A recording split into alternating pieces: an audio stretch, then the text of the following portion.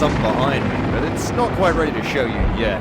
In the meantime, I've finally managed to put myself into ArmA, so I never need to leave.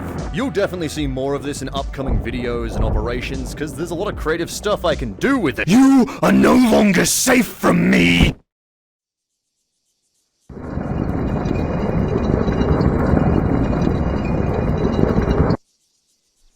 Wake up, sleepyhead. What are you doing down there? Yeah, I wasn't gonna do the whole update video in ArmA 3. Look, I'm sorry if you got tricked by the title, but we do not yet possess the advanced technology that would be required to push the real virtuality engine beyond the limits of what I'm already making it do. But hey, I figured I'd actually do something fun for a channel update video rather than just me sitting on a couch. You get the sitting on the couch portion now though, but at least it's got like a cool background. And yes, I know the green screen is shitty. Hello, camera 2. I'm probably just gonna throw it in the bin when I'm done. The bottom has even got like a burnt bit and everything. I've had this for like years and it's sat in a closet. So I took a break from posting, though not really a break from working. Unfortunately, I wasn't doing too good. Definitely not the best years of my life. YouTube is unfortunately falling to bits at a faster rate than usual. See things like Tomska's videos that got restricted, RT Games' whole situation. There was that one guy who got restricted for violent content, and the only violent content in question was the size of the Darktide queue. And then of course my own battles with them, which culminated in them sending me a final fuck you letter on Christmas morning. Yeah, that was really nice of them. Also, I have a script and you're going to see me reading from it occasionally because there's a lot of things I've got to say and I've got to make sure I get them right, so paper time. I also have a number of other things going on. Yes, my entire life isn't just YouTube. It's going on outside of videos that are also incredibly stressful. So, yeah, very shit end to the year. Just not a good year. 2022 fucking sucked. Just terrible. To make it even crappier, in November of last year, the Yogscast network members got an email telling us that Twitch was dropping all of our preferential contracts, which is basically where you have a special deal with Twitch, on Feb 1st, so that's gone already. Twitch is taking the incredibly smart business decision of removing the requirement that we have to actually be exclusive to Twitch, but also removing any creator's reason to pick Twitch over another service. Incredible tactics there, Bezo, old boy. As for why I haven't spoken about that yet, by the way, we were asked to wait until past Feb 1st to mention this. So since November, it hasn't just been the stress from YouTube, it's been the stress from Twitch as well, which I haven't been allowed to talk about. So, 2 sites deciding to kneecap creators at once doesn't leave you feeling very good. I won't go into the details of everything because other videos are there for that. This video is here to show off, hey, ArmA mocap, and hey, I'm back to posting again. Here's what's gonna change. So finally some good news in this goddamn video. I'm back to posting again. In 24 hours from this video going live, ArmA 3 Stalker Fustercluck will be coming out. That's right, it is a prime cut sort of video. I've had my rut and it's time I get over it and keep pushing on, but I can also see the writing on the wall that YouTube is at some point not going to be viable as a platform anymore, at least for the sort of content I enjoy making and watching. The biggest takeaway is diversify or die, so I'm spreading out to a few more sites. I've thought a lot about this and I'll cover some of the obvious questions. First of all, this clip that's about to play will be at the start of every single video except for the uncensored ones on other sites. G'day mates, skip to the timestamp above my head to go straight to the video. This intro is included thanks to YouTube's new strict policies. If this video has any content that was censored, you can view the uncensored versions on other sites like Odyssey. Click the link tree in the description to check them out. Enjoy! You'll notice that timing is to make sure my video is always safe from that 0 to 15 second random peace period where everyone has to wait for the advertiser to click off the video first and then you can get the guns and hookers out. Uploading videos to YouTube has become a very strange ritual of pleasing various code gods of the machine for very unknown reasons. You can say swear words, but you have to wait until a little bit into the video. Why? Genuinely. What does that change? Anyway. I am now on Coffee, Odyssey, and Rumble. Odyssey and Rumble are 2 backup video sites, with Odyssey definitely being my preference in terms of appearance and general usage. My entire video history on YouTube should already be backed up on both of those sites, though Rumble does seem to be having issues with that.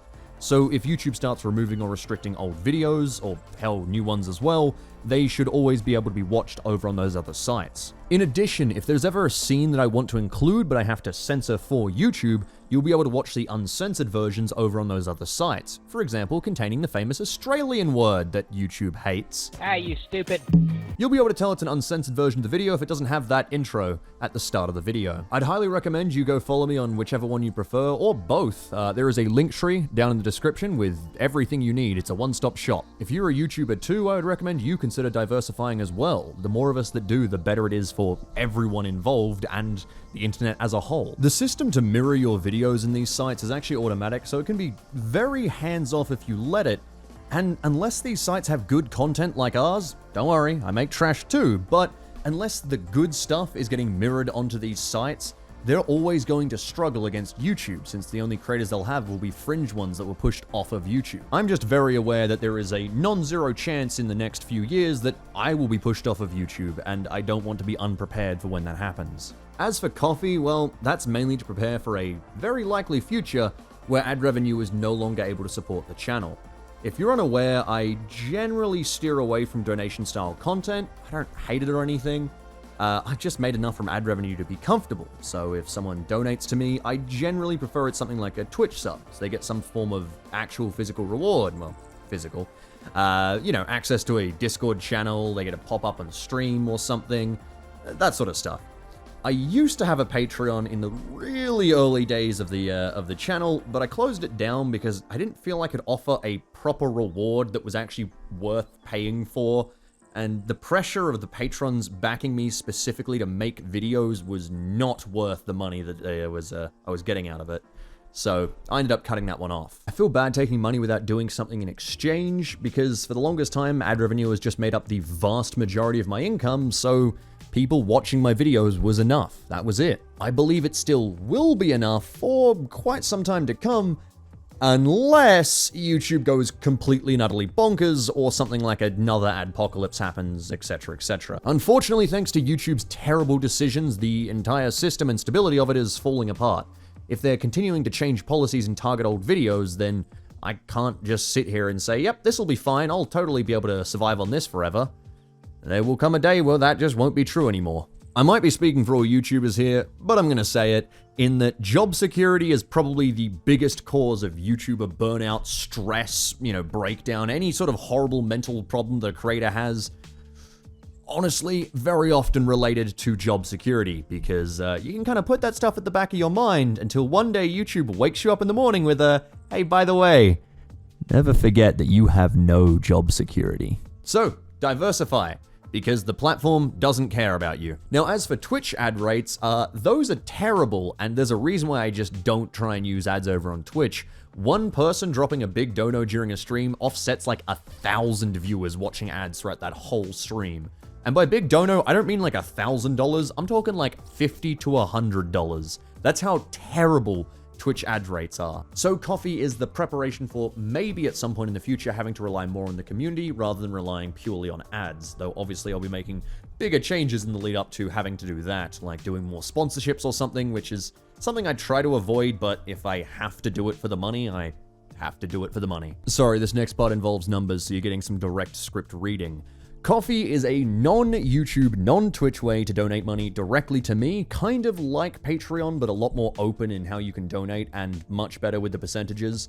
I'll go over all of those in just a moment, but first I got to explain how Coffee actually works. You can either set up a monthly donation, much like Patreon, with a minimum being $5, which matches it with a Twitch sub and a YouTube membership. The maximum is, I don't know, the limit of your mother's credit card. Or you can just donate directly one time with a minimum being $1. I've also got it set up so that if you send any money through Coffee, it pops up on stream and plays an alert, but obviously that'll only work if I'm live, so make sure you do it when I'm streaming. Now, both donation types on Coffee will get a new role in my Discord, linked below. You'll be given it automatically, so make sure that your account is synced and all that, but basically there's 3 important channels. First is the Fortress, the old one. This is just the hangout place for all the Twitch subs, YouTube members, and now Coffee members as well. Anyone with an active sub in any of those things will get access. You don't have to collect all 3 like Thanos or something. Now, the next channel is the same people, but it's called the Shadow Council of Wealthy Elite. It's OC, don't steal. Anyway, it's just a Discord chat channel where anyone with a sub or membership can enjoy their benefits no matter what site I'm streaming on. See, I'm gonna be splitting my streams between YouTube and Twitch most likely, kind of like I already am. More likely adapting as things come because, you know, you can adapt a lot easier when it comes to streaming rather than releasing videos. But one thing I already don't like about my streams on YouTube is that people who already bought a Twitch sub are now being forced to buy a YouTube membership as well to get the same benefits in my YouTube streams.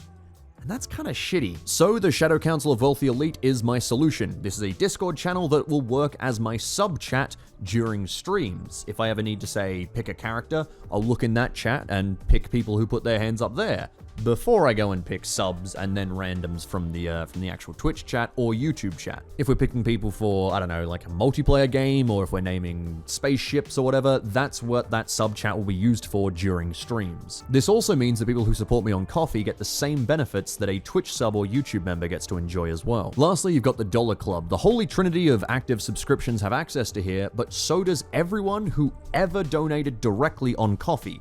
Minimum of $1. You get that role for life until you're either hacked or banned. But please don't get banned. I don't want to ban the cool people who support the channel. Anyway, this is a hangout and chat channel, basically just to thank everyone who's ever given me any kind of support. So thank you very much to all of you there. And I might be looking to use it during streams as well, kind of like, you know, next step down from the sub chat. We'll see. All right, finally time to kick back and read some numbers. You can enjoy the good view. So, the percentages of the various sites in rapid fire mode. YouTube takes 30% of a membership.